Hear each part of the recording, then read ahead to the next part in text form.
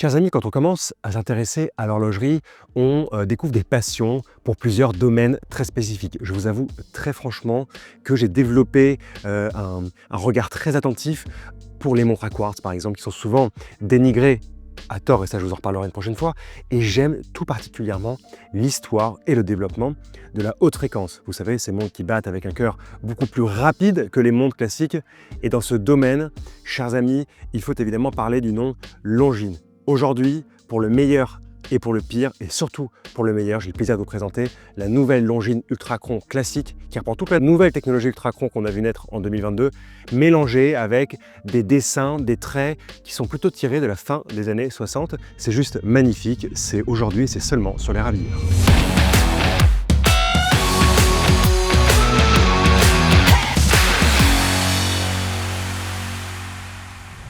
L'histoire de la haute fréquence en horlogerie, en particulier pour les montres bracelets, il va naître dans les années 50, plutôt à la fin des années 50, se développer dans les années 60. Mais, vous savez qu'il y a toujours un mais, quand on parle d'horlogerie, on peut en général regarder un petit peu plus loin en arrière, en particulier avec mes adorées, j'espère vos adorées montres de poche.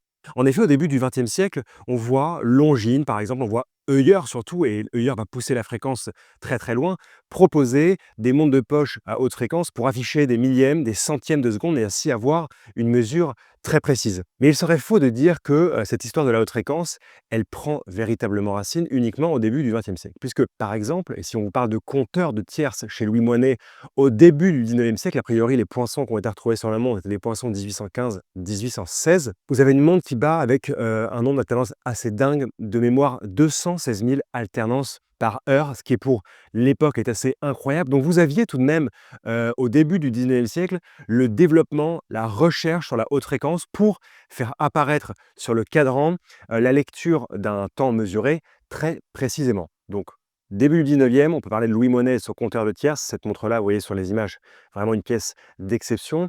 Et début du 20e siècle, avec notamment Longines, on peut parler un peu d'Omega et aussi de Heuer, on va avoir vraiment dans une montre de poche le développement de calibres où vous avez au moins une fréquence de 5 Hz, donc 36 000 alternances par heure, mais ça va beaucoup plus loin déjà au début du XXe siècle. Revenons à nos moutons. En particulier chez Longines, chers amis, je vous remets ici une vidéo qui a fait date, j'espère pour vous, quand avec Valentin nous sommes rendus dans le lieu-dit des Prés allongés, Longines, visiter le magnifique héritage. Vous allez pouvoir comme ça voir un petit peu tout ce qu'on a trouvé dans les coffres, les très belles choses qu'on a trouvées dans les coffres Longines.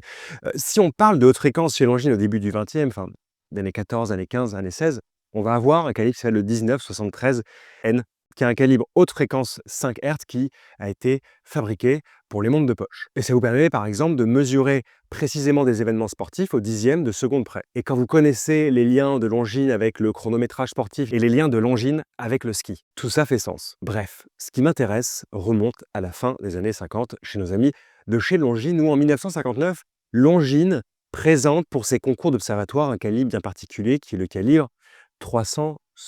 Si vous rajoutez des zéros, ça fait 36 000, le nombre d'alternances par heure qui est là. Donc c'est un calibre de haute fréquence. Encore une fois, vous voyez sur les images de Valentin, on avait le plaisir chez Longines d'avoir ce joli calibre en vidéo. Vous voyez dans une petite boîte, c'est les petites boîtes qui étaient directement utilisées par Longines et envoyées à l'observatoire, en particulier l'observatoire de Neuchâtel pour les concours d'observatoire. Il était réglé à merveille par des horlogers régleurs, en particulier ici, un des horlogers régleurs s'appelait Franck Vaucher, pour avoir comme ça la meilleure précision possible, c'est-à-dire qu'on est vraiment touché au spiral, c'est-à-dire le caresser pour changer de 0,01 seconde, 0,2 secondes par jour.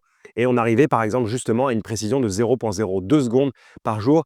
Mais encore une fois, là on est sur un calibre qui a été préparé au millionième de millimètre, si je puis dire, par un horloger dont c'est la spécialité, mis dans une petite boîte. En tout cas, le calibre n'est pas emboîté, on ne bouge pas avec le calibre, c'est juste qu'on le pose et on fait des mesures très précises. Et pour ça, Longines a excellé et le calibre 360 fera date. Si Longines dépose le nom Ultrachron pour ultra chronomètre au milieu des années 60, il va falloir attendre 1967 pour voir la première Ultrachron apparaître. Et je vais y revenir juste après, c'est celle qui va nous intéresser dans le design de cette nouveauté que Longines a le plaisir de nous présenter aujourd'hui. Et surtout, vous imaginez bien que ce calibre Ultrachron va être décliné en plusieurs modèles. On retient en particulier la référence 79-70 qui apparaît en 1900, 1968, qui n'est autre qu'une Ultrachron avec un visage de montre de plongée avec une lunette tournante. Et d'ailleurs, rappelez-vous, en 2022, Longines avait entre guillemets réédité, parce que la montre n'a pas les mêmes traits que celle des années 60, avait réédité cette montre qui a vraiment un visage particulier, un beau boîtier typique de la fin des années 60, typique des années 70, une lunette tournante unidirectionnelle et évidemment une étanchéité importante pour pouvoir parler de montre de plongée. Dans ces années 60, vous avez une petite guerre, une petite course entre des marques qui vont être pionnières véritablement. Et Longines a été très pionnière, puisque déjà dans les années 50, elle avait le développement de ce qu'est le 360, mais il faut évidemment parler du Giromatic de Girard-Perregaux, de la Seiko Lord Marvel, et plus tardivement avec le chronographe Zenith. La puissance de Longines, c'était aussi le fait de réfléchir sur les lubrifiants qui allaient être utilisés. Vous imaginez bien que quand vous avez une montre qui bat à plus de 18 000 alternances, et en particulier au double ici à 36 000 alternances par heure, les lubrifiants ne peuvent pas être similaires. Les gros problèmes que les marques ont rencontrés, c'est d'avoir mis des lubrifiants typiques, classiques.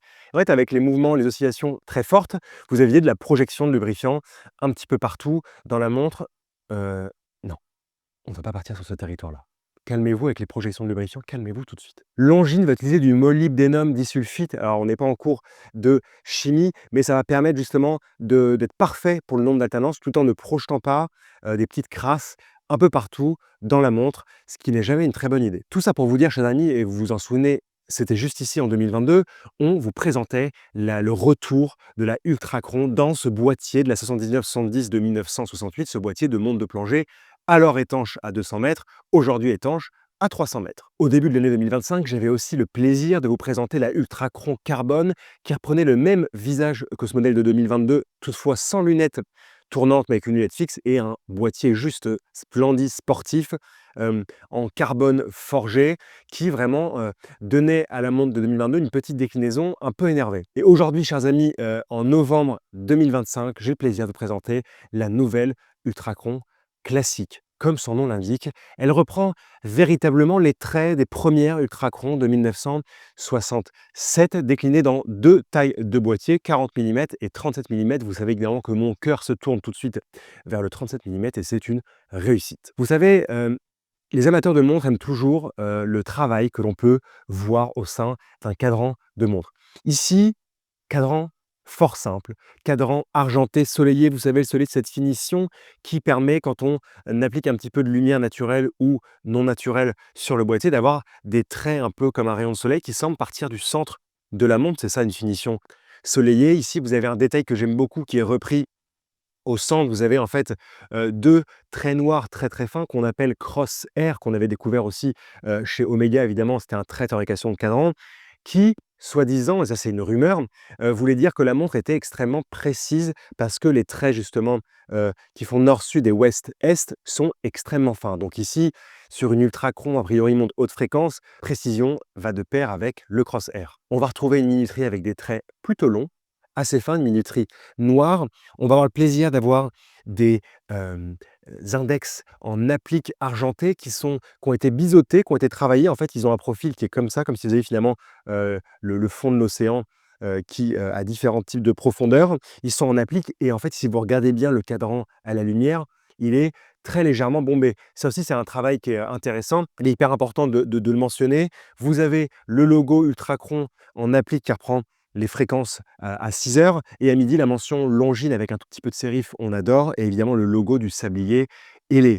Si je parle d'applique, chers amis, en plus des index, en plus de ces jolis logos, à 3 heures, vous avez une très belle fenêtre de date et vous avez l'entourage de la fenêtre de dalle, forme trapézoïdale, en applique argentée également. C'est un très très beau détail. Pour le reste du cadran, c'est plutôt simple, des aiguilles bâton avec une légère ouverture qui a été peinte en noir et vous avez une seconde centrale qui évidemment bat la mesure des 36 000 alternances par heure. Petit détail que j'aurais aimé voir sur ce cadran, c'est possiblement du Super Luminova ou bien avec des points à chaque index, comme c'était le cas auparavant, pour avoir un détail qui nous rappelle le passé en même temps qui est utile pour pouvoir lire l'heure la nuit. Évidemment, le Luminova aurait été parfait sur les aiguilles, mais c'est un choix de Longines tout à fait respectable. Moi, j'aurais quand même préféré avoir un petit peu de matière luminescente sur ce cadran. Pour prolonger le soleillé du cadran, vous avez une lunette plate, extrêmement fine, qui a été brossée, soleillée. Même finition que le cadran dans l'idée, et ça vous donne comme ça, quand vous la regardez, quand vous lisez l'heure au quotidien, des petits jeux de lumière fort intéressants avec ce petit brossé qui part, enfin, comme s'il partait du centre du cadran.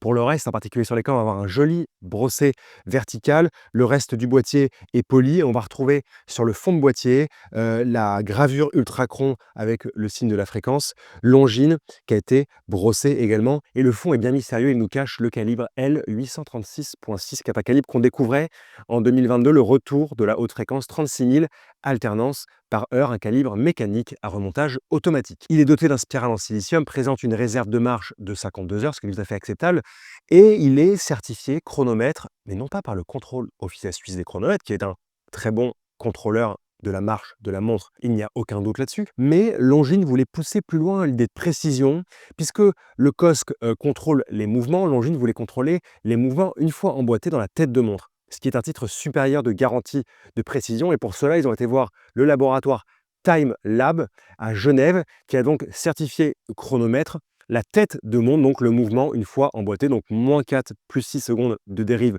quotidienne. C'est juste parfait. En effet, Timelab va un petit peu plus loin, va tester dans plein de positions, va tester à 8 degrés, 23 degrés, 38 degrés la marche et le bon fonctionnement de la montre. Donc en fait, le réglage, il est bon, il est sain et il a été un peu plus poussé. Comme je vous l'ai dit, on trouve deux versions, une version 37 mm, une version 40 mm de diamètre, toujours avec la même épaisseur, qui est une très belle épaisseur de 11 mm. Petit rappel, la Ultracron classique, l'original, celle de 1967, faisait 35 mm de diamètre. On n'est pas très très loin. Nous ne sommes pas en reste avec le bracelet, on trouve un très joli bracelet 5 rangs de maillons. Les rangs latéraux sont brossés, les rangs qui sont plus au centre polis, et le rang central a été légèrement travaillé avec une petite rainure en son centre. C'est très joli, c'est un beau détail. La boucle est très belle, elle est discrète, le logo Longines est en applique. C'est formidable avec deux parties polies, une partie centrale brossée, et la beauté de ces bracelets maintenant, et c'est toujours le cas chez Longines, sont réglables d'un peu moins d'1 cm pour pouvoir l'ajuster confortablement, chers amis, à votre poignet. Cette nouvelle Longines Ultracron classique est disponible au prix de 3 850 € sur bracelet acier, 3 750 € sur bracelet cuir. Un prix évidemment important, je le conçois, mais un prix qui n'est pas incohérent avec la montre, et surtout même logique avec la montre qu'on a en face des yeux. Une montre avec des très jolies finitions sur le cadran. Je vous rappelle des appliques un peu partout, un cadran soleillé, légèrement bombé, le détail en applique de la fenêtre, ce brossage de fines lunettes plates. Vous avez ce boîtier avec des jolies finitions aussi, en tout cas une jolie alternance de finition. À l'intérieur, un très très bon mouvement qui bat 30 000 alternances par heure. La certification par le Timelab de chronomètre pour la montre, pour la tête de montre. Et puis voilà, 37 mm, 11 mm d'épaisseur. C'est vraiment une très belle pièce à mon sens. Encore une fois, et depuis quelques années déjà, Longines est revenu définitivement dans la course. Longines propose de très belles pièces de qualité qui évidemment font référence parfois au passé, mais surtout s'inscrivent dans le contemporain de la plus belle des manières. C'est aussi bien d'avoir pensé à faire deux tailles, puisque clairement le 40 mm ne m'aurait pas emballé.